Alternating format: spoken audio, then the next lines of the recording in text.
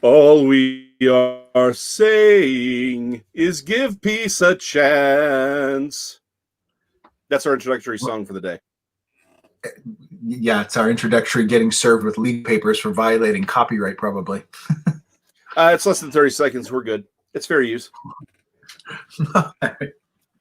So, all right. It's been 2 weeks. It's another episode of Not Playing Politics. And, you know what? We had, there's a bunch of things I think we wanted to talk about, but I think what has really stood out is literally for the second time, Donald Trump bringing peace to people and being nominated for a Nobel Peace Prize. And it has, and now now we have to get rid of the Nobel Prize. This is such, I mean, this is literally like, this is like, at this point, 2020 sounds like a script from Mad Magazine. I thought we would talk about that for a second, but Nick, how you doing?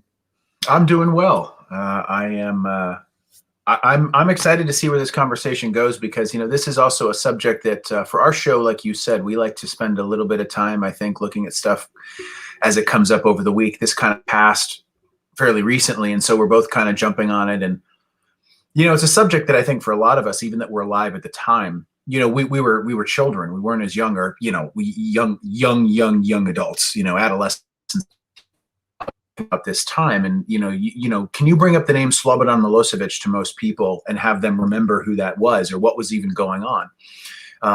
The thing that I remember about this, and I don't know why this anecdote came to mind, but I was reminded of when President Clinton was on screen talking about the bombings that were going on and the U.S. engagement in that. And then all of a sudden they cut away. And do you remember what they cut in with? I don't recall. It was Columbine footage. Oh, right. And I mean, when you think today about how Columbine has, you know, cemented itself in history, it's this time warp to step back in.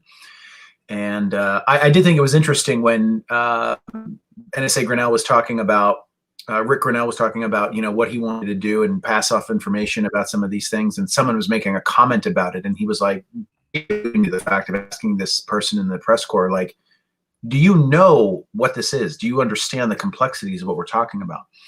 Because not just Serbia and Kosovo, but you've now seen the Kingdom of Bahrain.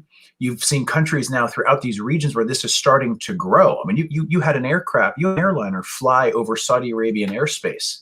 Yeah. An Israeli airline. I mean, I certainly don't want to pretend to have the footing on this to speak about it as intelligently as I'd want to. But what I'm getting at is I'm old enough to remember when there was a time that these things didn't happen. And in cases like air travel and normalization of, you know, we entered COVID and these things didn't happen. So, you know, to see these drastic changes forward, I have friends that are service members and people that have places like Bahrain. And I can tell you, removing some threats as they apply to those regions and potentially our service members being looked at as, you know, Zionist supporters or however you want to do it, whatever it takes to de-escalate and increase the security and the operability of our friends, family, and loved ones who are over there and the mission that they have, I think that's fantastic.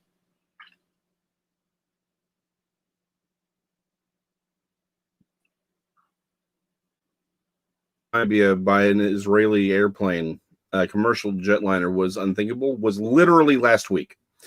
I mean, this is one of those things where, okay, I can speak to this, and this is going to sound like I'm almost like I'm trying to say I'm a prophet. I'm not. But when Trump was first elected, I brought up this conversation before. There was a friend that I had at work at the last job I had, and he asked me, he's like, well, what do you think this is? And I said two things. I said, I believe that Trump would go in the presence of his disruption, or the disruption that his presence would bring, would just cause if it caused all the corruption to shake out, and so we could actually see it, it would make him the greatest president ever. Has he done more than that? Yes. Has he absolutely done that? Yes, he has. But I said, I said, but on a serious note, because I was just being funny at that point, I said, I think if there's anyone who could bring peace to the Middle East, it would be him. And he looked, my friend looked at me like I was nuts. And he's like, okay, that's crazy. I'm like, just trust me on this.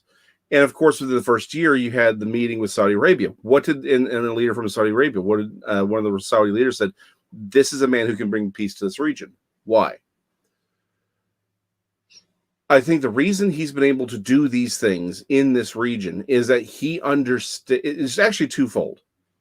One, he understands the region. I think the personalities within the region better than someone who, say, went to Harvard or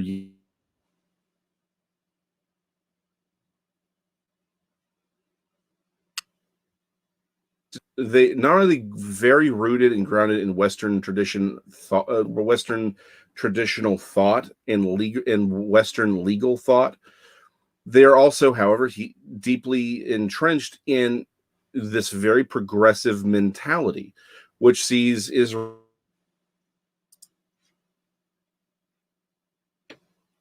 globalists and is inherently evil. They don't believe they have the right to be there, and they believe that they fundamentally believe that if the Jews were to go away, then there would be peace in the Middle East.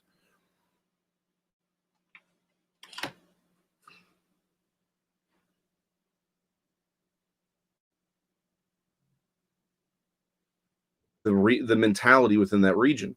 Trump, on the other hand, I think that one of the reasons evangelicals have been able to understand what Trump is saying is because there has been a very large move in the evangelical wing of Christianity towards what's called Hebraic roots. It's understanding the culture that actually wrote the Bible. Surprise, surprise, right?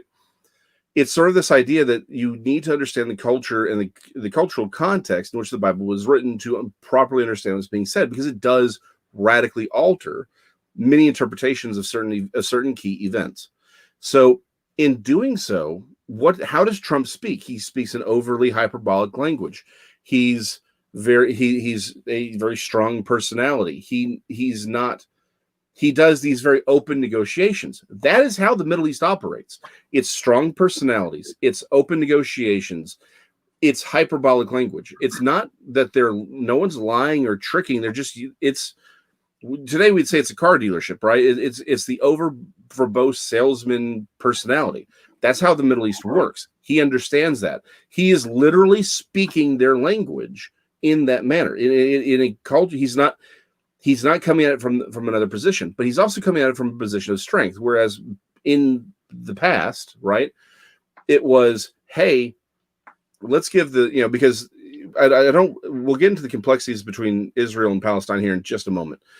But it was always this idea of like, well, let's make it, again, Western thought. Well, I'll give the British want to live in peace. The French want to live in peace. Let's see what they want. Let's give them and provide a system for that to work, so they can work out the trade, and everyone's happy. Well, that's not really the mindset of the Middle East in most cases. They respect it's literally the strong man, right? It is the strong man mentality where it's like, okay, the strong man's gonna come in here, he's gonna tell us how to make things work. And they can respect that. You have to show that you're strong and that you're inflexible. Once they know that, it's sort of then they can talk to you because there's a position of respect.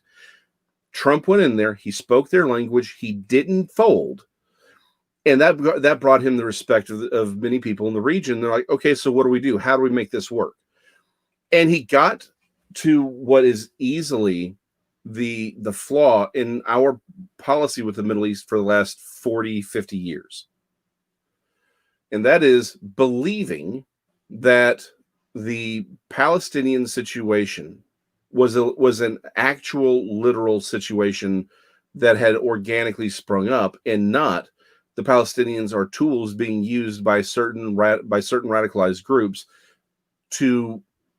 as sort of pawns for their foreign policy. So that's sort of an introduction to this whole thing. But let's talk about why he was, because if you really look at the how the initial UAE deal worked, right? The thing that Israel gave up was it's like that was sort of it becomes very obvious that it's very much a fig leaf, right? To coin a phrase.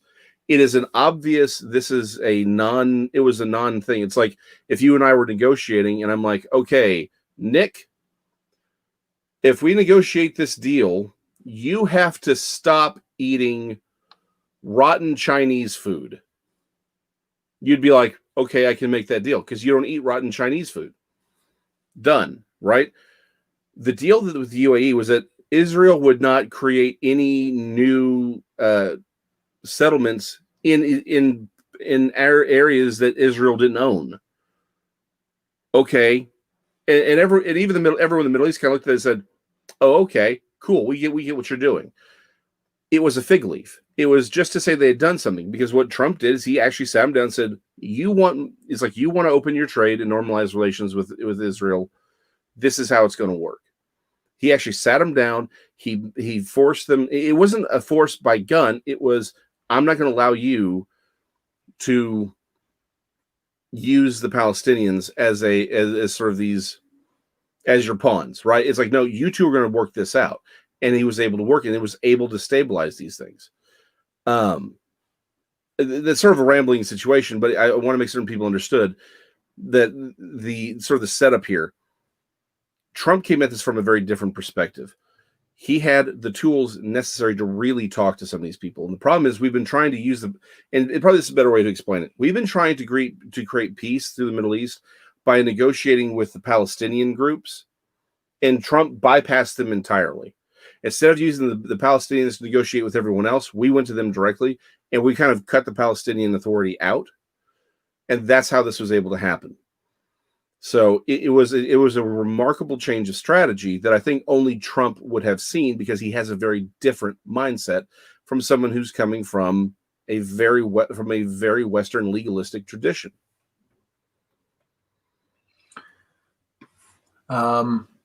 Yeah, I mean, a lot to unpack there. First off, I would say to our listeners, we apologize for any technical difficulties. We are aware of them and are working to hopefully ameliorate that situation as soon as possible. With regard to the comment about the Middle East and where it is, I think what we have to consider is that, A, we don't address the Middle East as this amalgamous blob, as one collective hive mind. In fact, if anything, I think the Middle East occupies much more of a cultural and a geographically diverse, not governed by lines on a map type borders, but more of a tribal and familial and cultural boundary, be it religious or again familial or cultural. So I think you'll see people in regions and say, the Arabs. Well, I mean, that's a big blanket term. And I mean, this show is here when we talk about not playing politics, not to address any type of PC language, but literally to say it's not that Arab is bad in any type of pejorative context, certainly at all. But I think it's too blanket. I mean, we have to dig into that and work with the meanings behind those identities that are, I think, much more specific and localized than they are nationalized. I don't know that you have movements of familial tribes or geographical identities that people are going to say, because I'm Syrian or Iranian or Iraqi or whatever, but more so, those in regions, the Hindu Kush or regions where they're coming out of families that have been between the Tigris and Euphrates literally since the cradle of founding of life on this planet. I think we need to address that region from an understanding of how governance itself works, and in terms of the concept of a centralized government. Now, I want to send this out to the peanut gallery, and if anyone wants to fire back with some questions, I am very loosely paraphrasing what I believe Anwar Sadat said, Prime Minister of Egypt from the late 1970s, before he was assassinated, and he had said something to the effect of, during an interview, as the legend goes, he was asked about developing civilization in the Middle East. And evidently his comment was, there is only Egypt. All the rest are tribes. Now, I'm not reading into any type of pejorative language in that or anything. I'm saying that that tribal concept is something to be recognized, if not celebrated, because it's just a different examination of how that works. But extrapolate this all the way out to this bigger context, I think it actually highlights the point that by speaking with the people, you get that familiarity and you get that movement of actual government as opposed to organized groups. In fact, many of the organized groups in the regions out there are aligned with terror. I mean, if you've got Hezbollah, Hamas, different groups that are doing some things and manipulating the processes of peace, I think you have to be really careful. And I think, like any negotiation, you have to bring people from both sides to find their common interests. I mean, that's the fundamentals of economics. But I was impressed, tying it back to why we go towards the president, or I say the administration, is because it's been more movement that I've seen with the fact that, the administration has tried to withdraw. You may have seen the numbers projected to reduce in Iraq. Those are good things. Those are things that I think that we can reallocate those assets to ensure the highest levels of national security of the United States. And so do these trends continue in the Middle East? I don't know. Let's see. I believe there's somewhere in the neighborhood of 55 Arab nations, I believe, or Muslim nations in the Middle East, and I believe there's only one Jewish. So does that mean that there are more Jewish states? Maybe we don't identify them off of that perspective in particular, but I mean, we're also talking about the cradle of all three major religions in the world. So this is precious land anyway. So maybe we find a way to use that as a unifying factor. And so I'm grateful to have seen these steps take place. And like I said, when people say, well, what kind of normalization is this really?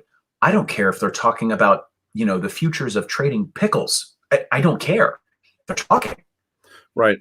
And that's something that I always build from. No, that's the important thing. And I think this is something that, again, that many people miss, right? Which is the idea that if they're talking is good.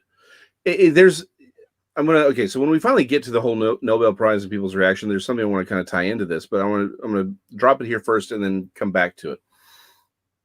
I was listening to Tim Pool and they were talking to Kim Klacik the other day. Maybe it was even last night. And one of the things that they were talking about is the gentleman who organized those cleanup crews. They went into Baltimore, into the really bad neighborhoods, and was cleaning out trash that had been there for like 20 years, right? And he came under fire for that because they said, well, you're just doing this because to make Trump look better, even though nowhere was Donald Trump mentioned at all. They weren't wearing MAGA clothes or anything like that. But they said, you don't really care about these people. You're just coming out here to make Trump look good. To which Tim Pool sort of came back with, okay, well, so what you're saying is Donald Trump has this dastardly plan to trick everyone by making their lives better. Okay, what's the problem? And so let's go back to, and I bring that up to mention because that's very much how this whole situation in the Middle East is. And like you said, the whole, well, what kind of peace is this? As if it isn't everyone embracing everyone in brotherly love, it's not real. What's real is people not putting battle axes into someone's face, right? One of the large arguments for free trade has always been, look at what happened between France and Europe, or France and England. France and England literally were fighting forever. I mean, literally forever. As long as there's been a Europe, they've been at war. There was even a series of conflicts so tightly packed together. We just call it the 100-Year War. It wasn't like they fought one war for 100 years. They were this consistent perpetual warfare for 100 years that everyone just said, you know what? We're not going to name all the individual battles and wars because they're pointless. It's just the 100 Years War. But what happened? Eventually, they were able to start trading. And it's like, okay, well, you got something we want. We got something you want. Let's trade these things out. And once it's like, well, hold on. It's easier and more efficient to just trade than to go kill people. Let's do that. We don't have to like each other, but you make good blue jeans. I make good, cassette players. We'll just exchange cassette player because we're they stop shooting each other, they keep trading, then eventually, after generations, you become friends. That's the point that we're at here. We don't need the people of Israel and the people of the UAE or the people of Bahrain or the people, of any of these nations to actually like each other. But you know what? If they stop shooting at each other, that's a really good step forward. And over multiple generations, it may breed familiarity. Familiarity then breeds friendship. Friendship coming out of mutual respect. It's like this is a process, and he was able to secure those processes, or to at least really allow the process to move forward, because he's not approaching them with things the way everyone else has. Now, I want to make one more comment coming back to what you said. It's not really a monolith. I think, and personally, people may have a different opinion, or they may. Let me rephrase this. Many people may view the entire Middle East as including things like Iran. Iran's not really in the Middle East, not traditionally. I think the better way, like you said, would be to point out Arab. And I agree, Egypt is a nation. And Anwar Sadat did make that claim, and that I think it's a very keen observation. One of the reasons that we've had so many conflicts in the Middle East for so long, post World War I, really, after the collapse of the Caliphate, is that Europe drew lines and created these nations, and they actually drew lines through tribal lands in order to make certain that there would always be conflict within each nation, so there wouldn't be a unification. For those who don't know, prior to World War I, what we would call the Middle East was under control by the Ottoman Turks, the Ottoman Empire, and they were unified, and they caused Europe a lot of trouble for a very, very long time. In fact, the Barbary pirates were why we created the Marines, right? So after World War I, Europe, particularly France and Britain, kind of drew those lines to create that sort of tribal we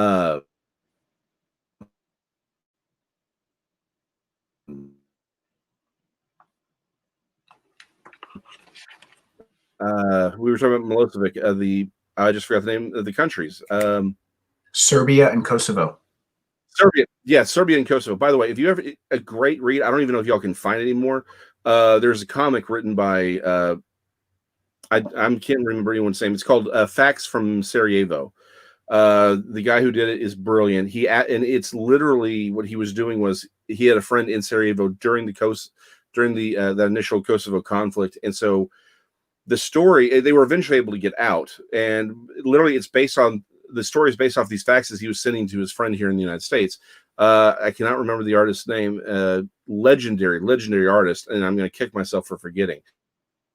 Anyway, if you ever get a chance, read that. That will really give you a very good sort of in-depth look at what was going on during the early 90s. But again, the Serbians, those aren't they're not other than Fresh Prince of Bel-Air and all of our neon colors, because that's what was going on in the 90s for me. That and Doogie Howser and the Wonder Years. Correct. Exactly. So yes, if you want to understand the conflict in Sarajevo, definitely, you want to watch right. Then you want to watch Doogie Howser, then get Facts from Sarajevo. Right. Serbia. No, it's Serb. No, the Facts from Sarajevo is the name of the book. That's what I'm saying. Okay. We're talking about the region. Got it. Right, the region. Yeah. It's called Facts from Sarajevo. Anyway, but they're not Arab either, and so again, these are differing cultures, differing sets of ideas. However, there are certain cultural norms that when I'm talking about the strongman, that is a cultural norm. It is, and it's what's allowed him to do this. Now, go for it does, I think, is a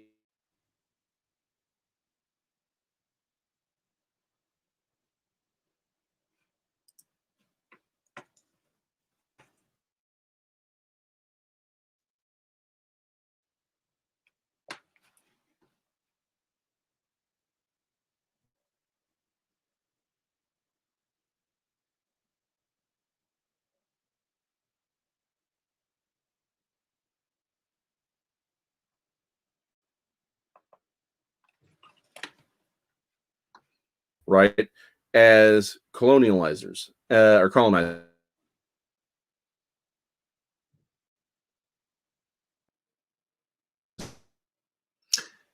Alex, if you can hear me, I think we're experiencing some technical difficulties. So if we want to take a moment maybe and underline that point for us for just a moment. We'll put a period at the end of it and see if we can get some technical work done on this for just a second.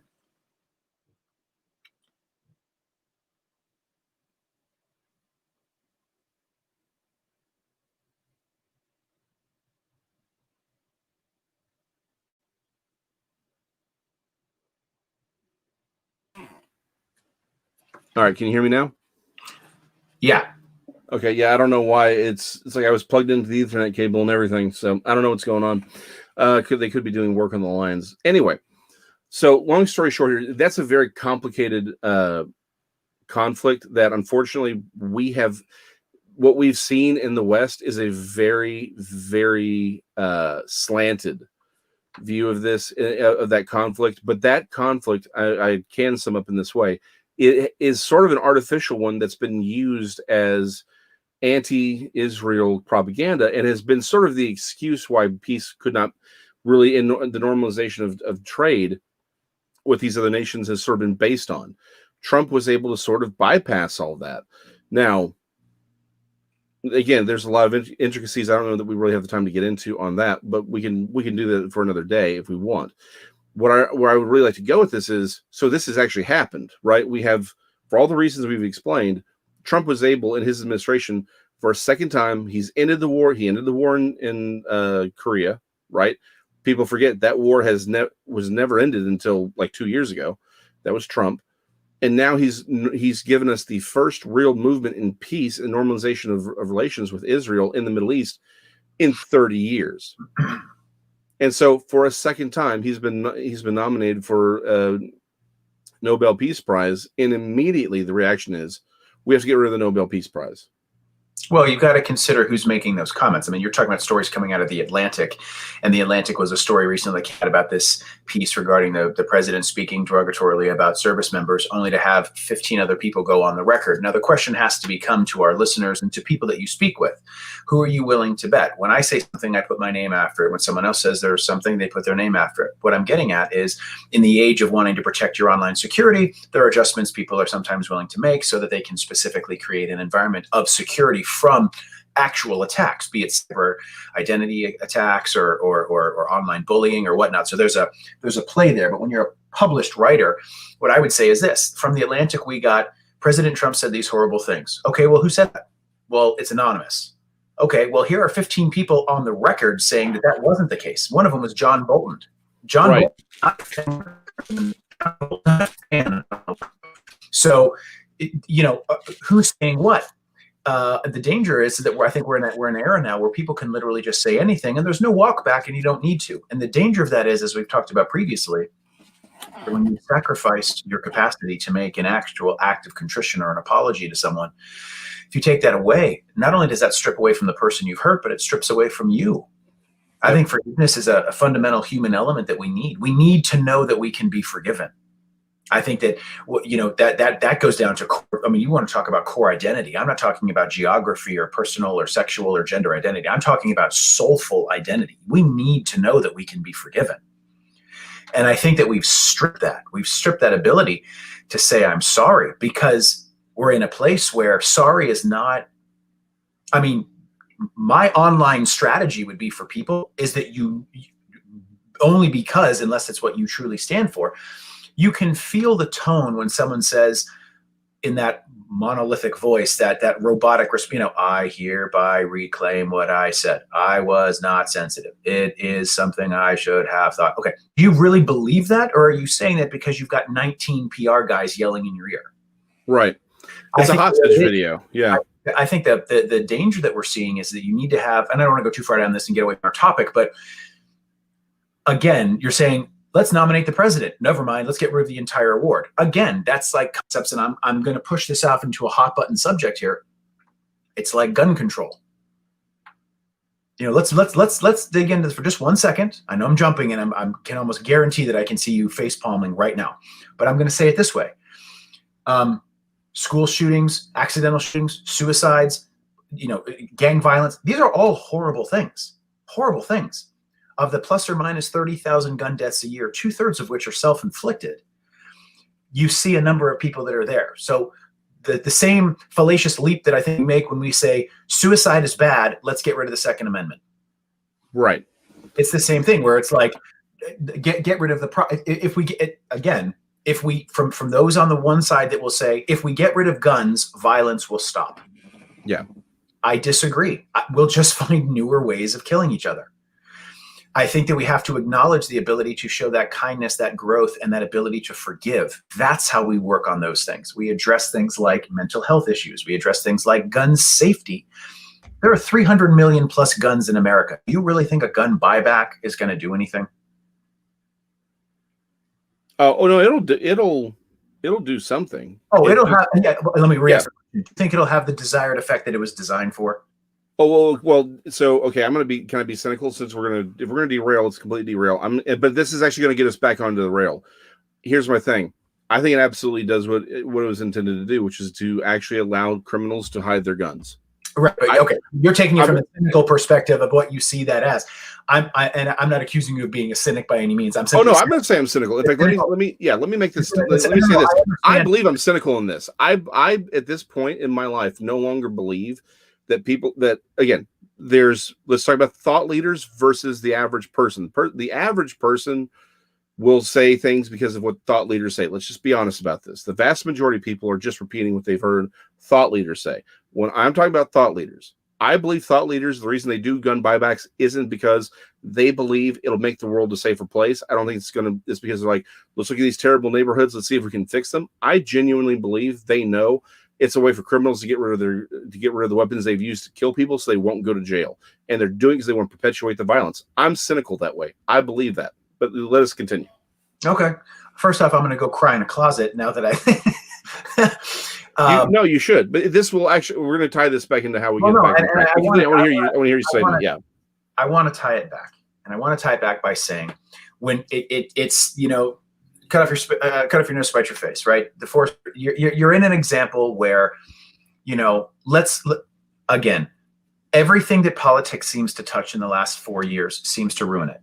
I know a lot of people that are completely done with sports.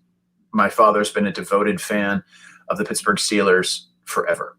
I don't think he has any. If my father were to turn on the channel and see a single person kneeling, he would turn off the channel and cancel the subscription. I think that we've gotten to the point that things are being pushed, and you can see it. I mean, the opening statistics came out. The opening game, which was the defending Super Bowl champs playing, were down 16%.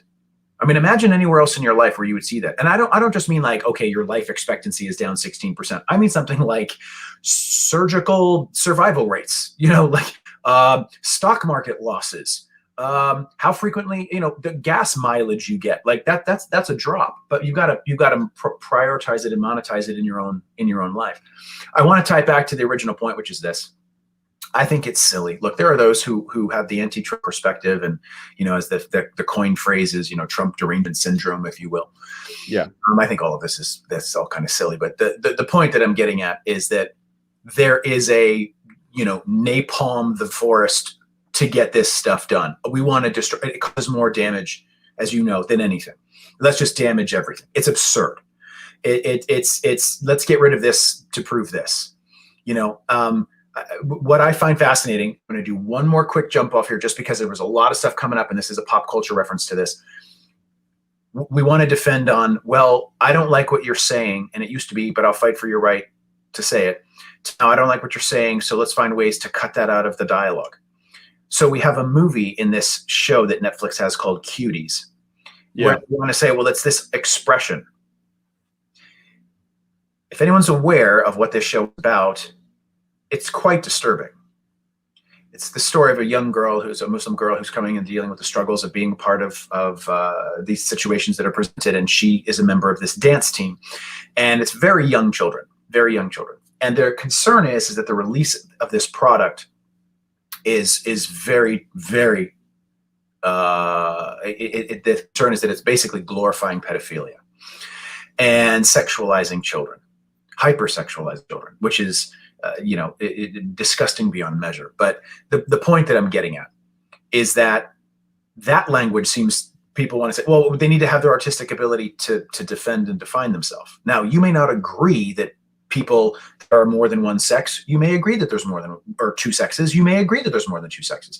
That's not my argument. My argument should be that let more speech, as we've said on the show, let more speech define and defend it. Let the better idea win, not the idea given from a person that looks a certain way, or a person that has or doesn't have certain perspective, or money or not money, or rich, poor. No, let the better idea survive. Think about it as like a cognitive Darwinism, right?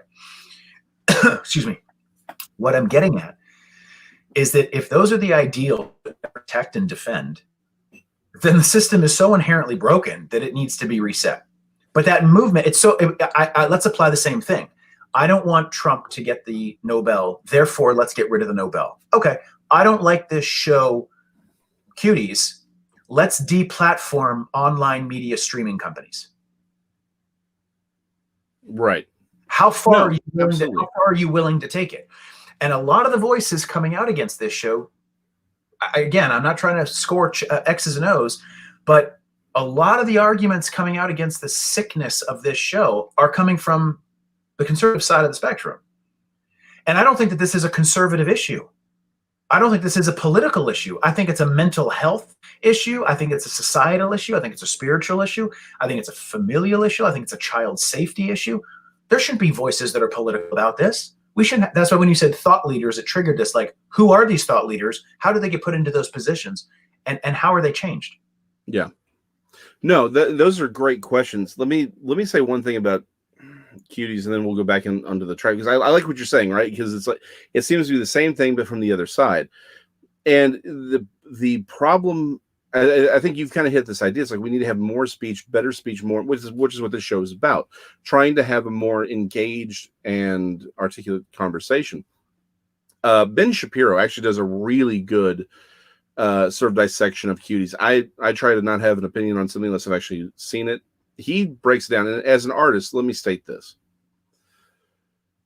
Ben Shapiro is famous for saying two things can be true at once, right? And this is, as an artist, something I can speak to quite well.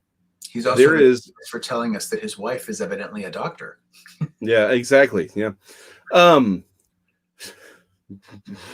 Sorry, too many jokes. Anyway, the simple fact of the matter is, in art, there is the question of where does.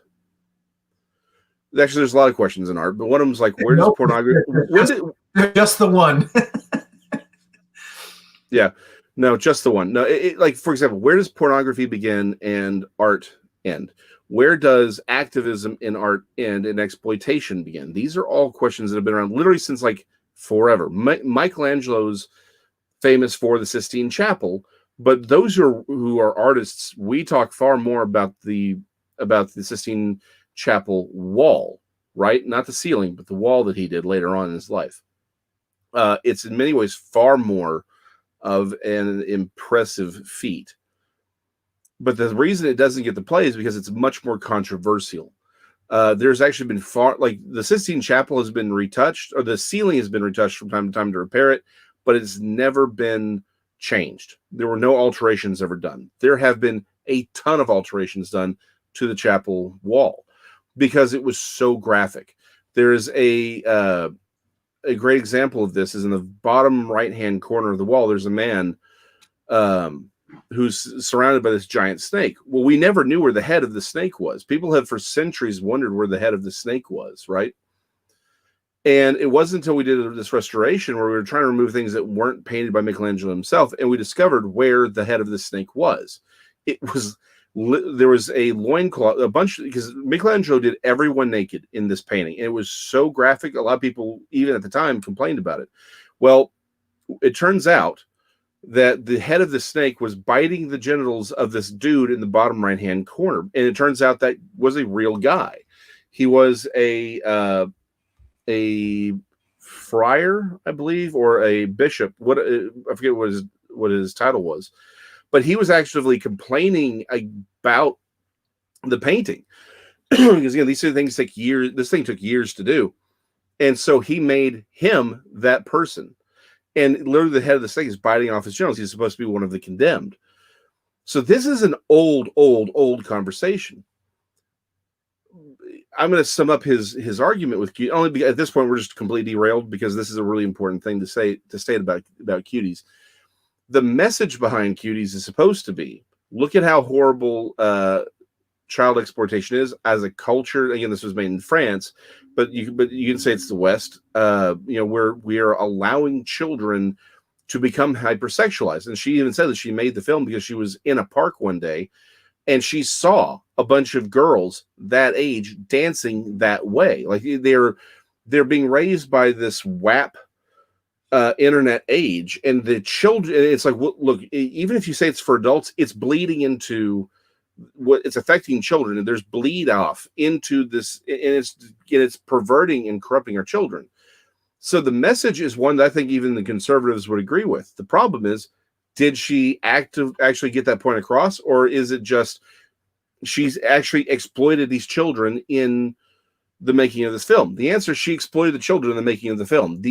She does actually sexualize the children. Now, the problem is it's supposed to make you revolted at this thought. But the problem is, if you've done it, then you've done it, right? She could have had all the great intentions in the world, but she still managed to do it. And the problem is there is a rise and a push to accept pedophilia in our culture today. There just is. That's not even an argument. The Salon several years ago ran multiple articles from a pedophile trying to say, look, I'm just another way of existing. I'm, just like I'm on the LGBTQ spectrum. It should be LGBTQP or whatever they want to call themselves. So there is this. So the problem is it exists in this broader argument. And so by doing the things the way that they did it, the problem is whatever message you wanted to send out is lost entirely because of the artist's overstep. And she actually ultimately ended up doing what she was set out trying to speak out against. So, but your point here is we can't just get rid of Netflix and the online platforming thing just because this one thing exists.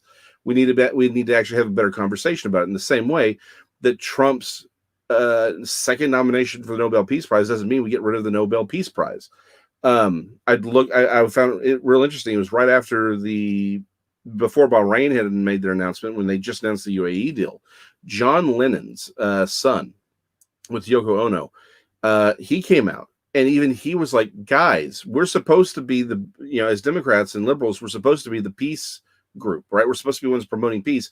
Are we just going to get rid of peace now because Orange Man brought peace, or was able to argue for peace? He's like, this doesn't make any sense. I find it interesting, which is why I named the episode what I did. I just find it interesting that there's this. Okay, well, if he's causing it, then it must be evil. It's wrong. We have all the arguments, and a lot of people have said this is just Trump derangement syndrome, right? TDS. Can I ask one question though? And this is where my cynicism about the gun buyback program would kick into this. Given that many of the thought leaders make money, right, in underhanded ways, we've talked about the military-industrial complex before, right? Is it possible that the reason people are freaking out about this and the thought leaders are freaking out about this is because actual peace would cost them money? Think about all the money that gets sent off to contractors to rebuild countries that we've blown to bits. Think about all these different deals and all the money that's spent overseas and yet somehow just magically disappears.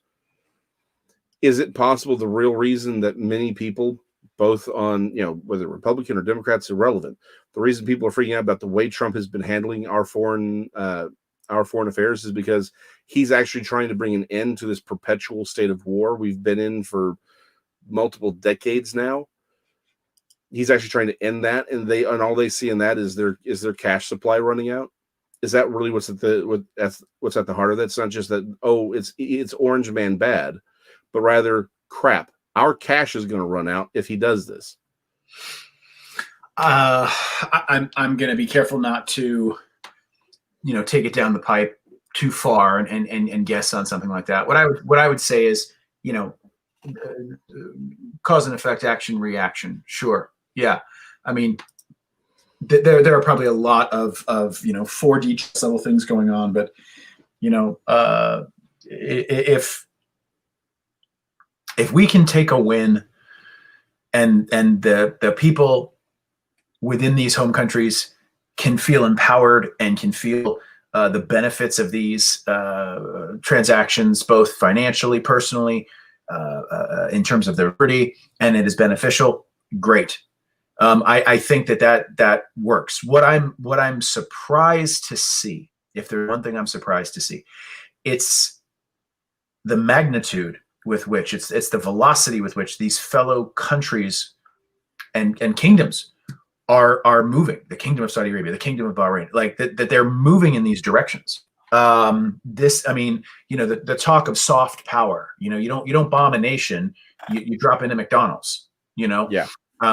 You show in Russia after the Soviet Union collapse, it was CD players and Happy Meals that you really think you're going to get people back under the Soviet bloc.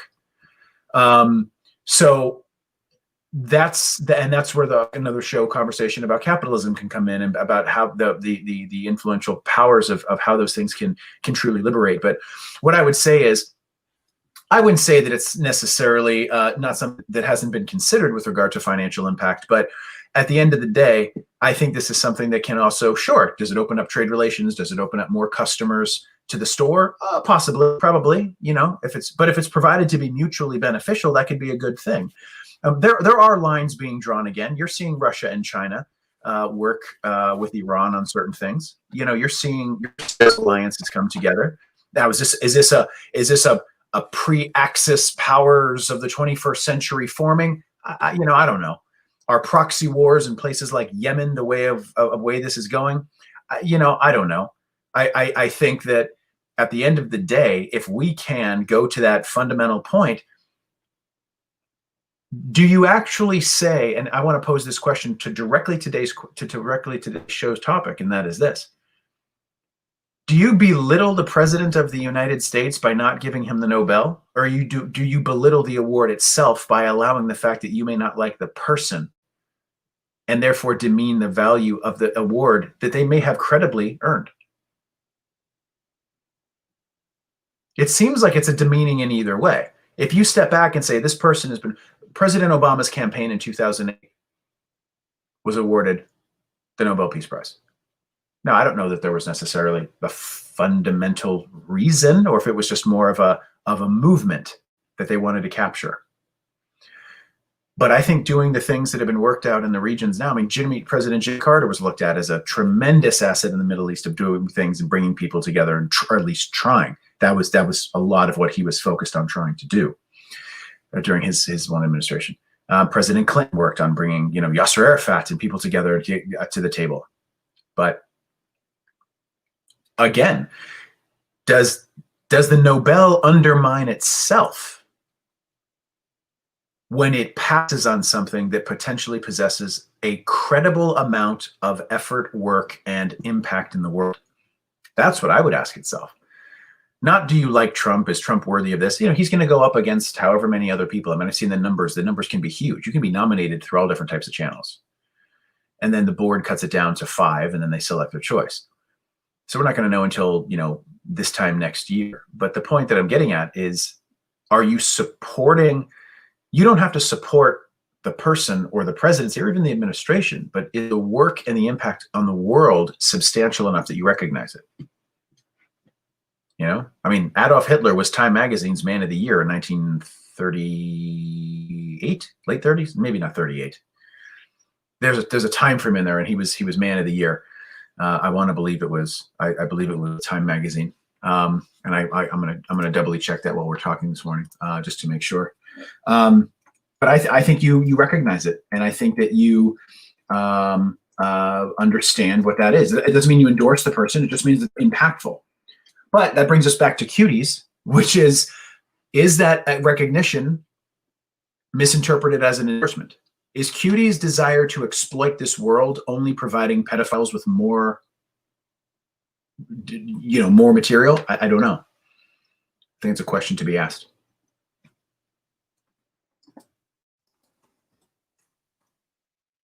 think we may be experiencing some more technical difficulties. Alex, do I have you?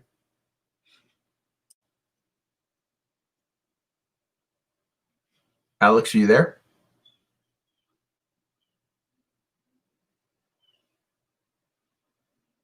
Okay. Well, ladies and gentlemen, and fans of Not Playing Politics, I think today we may cut the show a little short, just due to the technical problems that we're experiencing. We want to thank everybody for listening, and hopefully all of you know how grateful we are for the conversations that you bring all of us. Shout outs to our friends out there and those who have been hosts before. I had a chance to speak with Miss Culpep last night, and she brought about some wonderful conversations that hopefully we'll be able to have her back on the show. And I was able to speak with Mr. Drake earlier today, and hopefully while he finishes his other podcast, we'll get him back. But to our friend Doug Masters and all other fans we've had of the show, I thank you all for listening today. And as we make it through this COVID time together, we send peace and positivity to you and your families, and look forward for us to all get together again sometime soon. Take care, guys, and stay positive. Bye-bye.